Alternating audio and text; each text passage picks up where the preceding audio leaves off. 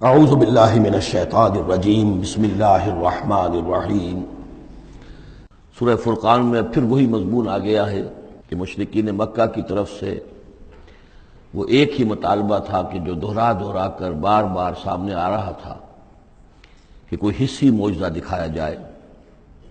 کوئی ایسی چیز جس سے کہ بالکل واشگاف ہو جائے، واقعتاً ہم پر عیاں ہو جائے کھل کر کہ واقعی آپ اللہ کے رسول ہیں۔ وقال الذین لا یرجون لقاءنا، اور کہا ان لوگوں نے یا کہتے ہیں وہ لوگ جو ہماری ملاقات کے امیدوار نہیں ہیں، اسی لیے ان میں سرکشی ہے، لاؤبالیانہ پن ہے۔ لولا انزل علینا الملائکہ، کیوں نہیں ہم پہ فرشتے اتر آتے؟ اگر اللہ کو بھیجنا ہی ہے کوئی پیغام ہمیں تو فرشتوں کے ذریعے سے بھیجے گا۔ او نرى ربنا، یا ہم اپنے رب کو خود دیکھیں، رب خود سامنے آئے۔ لقد استکبروا فی انفسہم، انہوں نے بہت تکبر کیا ہے اپنے آپ میں، اپنا جو مقام انہوں نے سمجھا ہے کہ فرشتے ان سے کلام کریں اور اللہ ان سے ہم کلام ہو، تو در حقیقت یہ ان کے تکبر کی بنیاد پر ہے۔ وعتوا عتوا کبیرا، انہوں نے سرکشی کی ہے بہت بڑی۔ یوم یرون الملائکۃ، جس دن کے یہ دیکھیں گے فرشتوں کو، لا بشرا یومئذ للمجرمین، پھر اس دن مجرموں کے لیے کوئی بشارت نہیں ہوگی۔ یعنی کہ قیامت کا دن ہوگا، فرشتے آئیں گے، سب چیز عیاں ہوگی، اللہ تعالیٰ بھی نزول جلال فرمائیں گے، سارے غیب کے پردے اٹھ جائیں گے، تو پھر بشارت تو کوئی نہیں ہے مجرمین کے لیے، موقع کوئی نہیں، کوئی توبہ کا موقع نہیں۔ وَيَقُولُونَ حِجْرًا مَحْجُورًا، اور وہ کہیں گے کہ کوئی روک ہو، کسی طرح ہمیں بچایا جائے، کوئی روک ٹوک ہو جائے اس ساعت کو روکنے کے لیے۔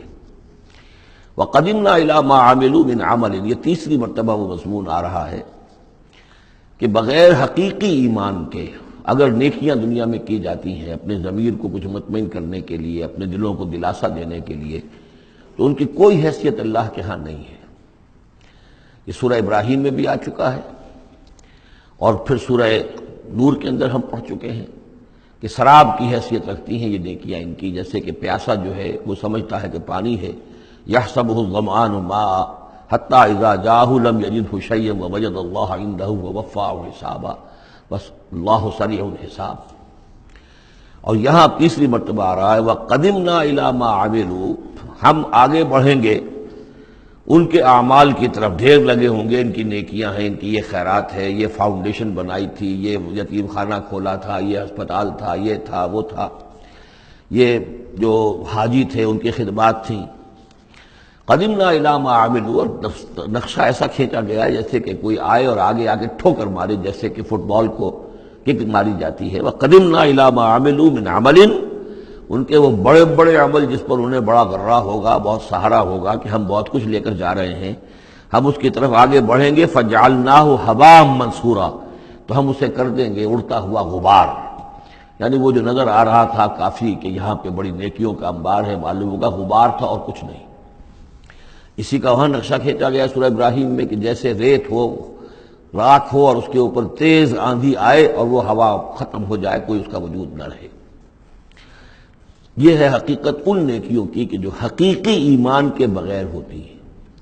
نیکی صرف وہی ہے کہ جو اصل ایمان باللہ اور ایمان بالآخرت کے ساتھ ہو، اللہ کی رضا جوئی اور آخرت کی جزا کے سوا کوئی شے مطلوب نہ رہے، کسی درجے میں بھی کوئی اس کے ساتھ اور اپنا مطلوب اور کوئی مقصود شامل ہو گیا، شہرت شامل ہو گئی، یا کوئی اور کوئی لوگوں کے اندر ہر دل عزیزی حاصل کر کے مجھے کوئی الیکشن لڑنا ہے، پھر ان کا مجھے لیڈر اپنے آپ کو بنانا ہے، یا کوئی اور ان کے ووٹ لینے ہیں، کوئی شے بھی شامل اگر ہو گئی تو پھر یہ کہ اللہ کی میزان میں ان کا کوئی وزن نہیں، وہ غبار ہے جو اڑ جائے گا۔ وَقَدِمْنَا إِلَىٰ مَا عَمِلُوا مِنْ عَمَلٍ فَجَعَلْنَاهُ هَبَاءً مَنثُورًا۔ اصحاب الجنت یومئذ خیر مستقرا واحسن مقیلا، جنت والے لوگ جو ہے وہ اس لوگ ہوں گے بہت اچھے ٹھکانوں میں، اور ان کا جو ہوگا دوپہر کے آرام کی جگہ بہت ہی عمدہ ہوگی، قیلولے کی جگہ۔ وَيَوْمَ تَشَقَّقُ السَّمَاءُ بِالْغَمَامِ، اور یہ ہے وہ قیامت کا نقشہ جس دن کے آسمان پھٹے گا اور کچھ بادلوں کی طرح کی کیفیت ہو جائے گی۔ وَنُزِّلَ الْمَلَائِكَةُ تَنزِيلًا، اور پھر فرشتوں کو اتارا جائے گا، فوج در فوج فرشتے نازل ہوں گے۔ الملک یومئذ الحق للرحمن، اس دن تو پھر بادشاہی اور اختیار گویا کہ بالکل علم نشرہ ہو جائے گا کہ صرف رحمان کے لیے ہے۔ آج تو کچھ پردے پڑے ہوئے ہیں، اس وقت بھی اختیار اسی کا ہے، لیکن کچھ پردے پڑے ہوئے، کچھ نظر آتا ہے کہ اس کے ہاتھ میں بھی اختیار ہے، اس کے پاس بھی طاقت ہے، لیکن اس روز معلوم ہوگا کہ الملک یومئذ للحق للرحمن وکان یوما علی الکافرین عسیرا، اور وہ دن کافروں پر بہت بھاری ہوگا۔ ویوم یعض الظالم علی یدیہ،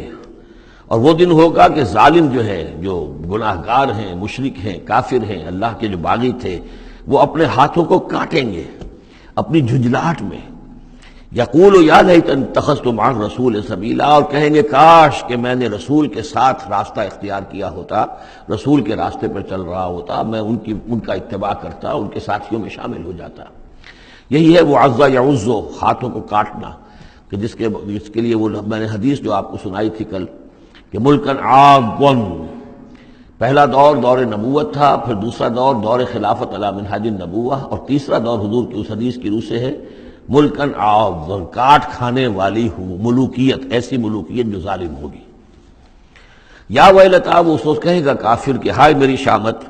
لیتنی لم اتخذ فلانا خلیلا، کاش کہ میں نے اس دن فلاں شخص کو اپنا دوست نہ بنایا ہوتا، میں نے دنیا میں فلاں شخص کو اپنا دوست نہ بنایا ہوتا، یعنی اس نے مجھے پھر ورغلایا،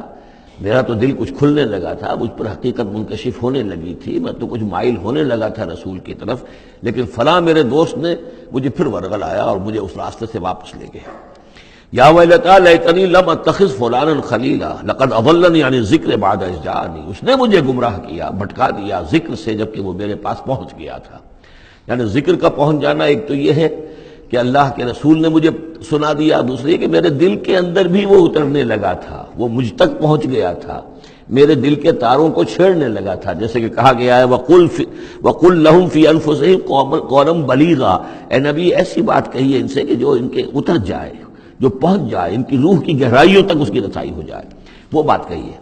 تو یہ بات مجھ تک پہنچنے لگی تھی، لیکن اس نے مجھے گمراہ کر دیا۔ وَكَانَ الشَّيْطَانُ لِلْإِنسَانِ خَذُولًا، اور یقیناً شیطان جو ہے وہ انسان کو پھر دغا دینے والا ہے۔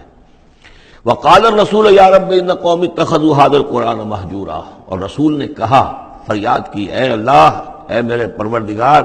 میری قوم نے اس قرآن کو ترک کر دیا ہے، اس کی طرف توجہ نہیں کر رہی ہے، اس کو سننے کے لیے تیار نہیں ہے۔ میں سنا رہا ہوں، ہر امکانی شکل میں نے اختیار کی ہے کہ سناؤں، لیکن یہ میری قوم جو ہے اس کی طرف متوجہ نہیں ہو رہی۔ یہ ہے وہ لفظ مہجوری جسے علامہ اقبال لے کر آئے ہیں، خار از مہجوری قرآن شدی،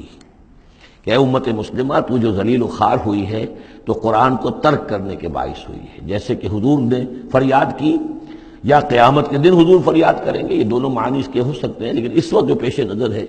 جو اس کی تعویل خاص ہے، وہ یہی ہے کہ حضور نے اس وقت فریاد کی کہ یہ میری قوم، یہ قریش، یہ میرے رشتہ دار بھائی بن سننے کو تیار نہیں ہے۔ یا رب ان قوم اتخذوا هذا القرآن مہجورا،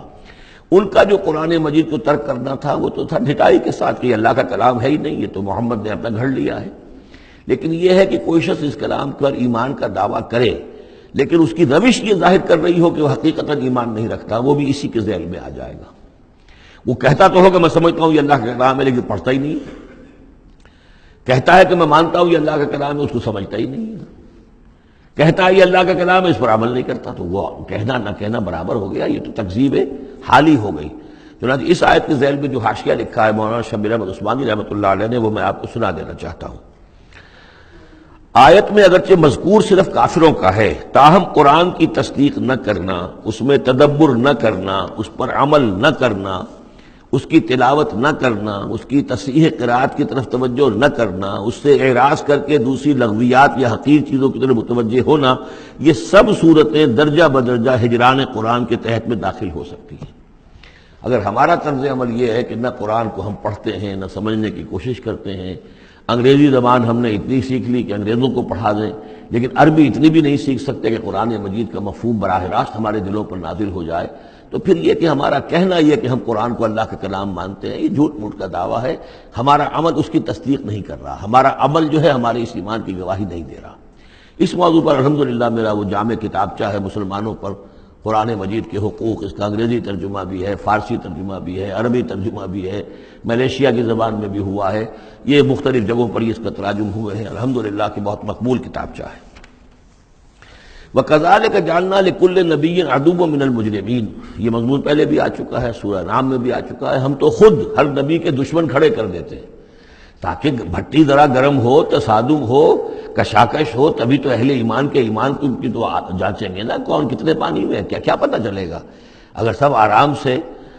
سمجھیے کہ ٹھنڈی سڑک پر چل کر جنت پہنچ جانا ہو تو سب چلے جائیں گے، کون نہیں جائے گا؟ وہ تو پتہ چلتا ہے، جیسے کہ آیا حفت الجنت بالمکارہ، جنت کو تو اللہ تعالیٰ نے گھیر دیا ہے ان چیزوں سے جو انسان کو بہت ناپسند ہیں۔ تکلیفیں آتی ہیں، مصیبتیں آتی ہیں، وَلَنَبْلُوَنَّكُمْ بِشَيْءٍ مِّنَ الْخَوْفِ وَالْجُوعِ وَنَقْصٍ مِّنَ الْأَمْوَالِ وَالْأَنفُسِ وَالثَّمَرَاتِ، تو جنت والے تو اس سے ممیز ہوتے ہیں کہ واقعتاً یہ جنت کی قیمت ادا کرنے کو تیار ہیں۔ ان اللہ اشترى من المؤمنین انفسهم واموالهم بان لهم الجنہ، جنہ خریدنا چاہتے ہو تو تمہیں اپنے جان اور مال سب دینا ہوگا۔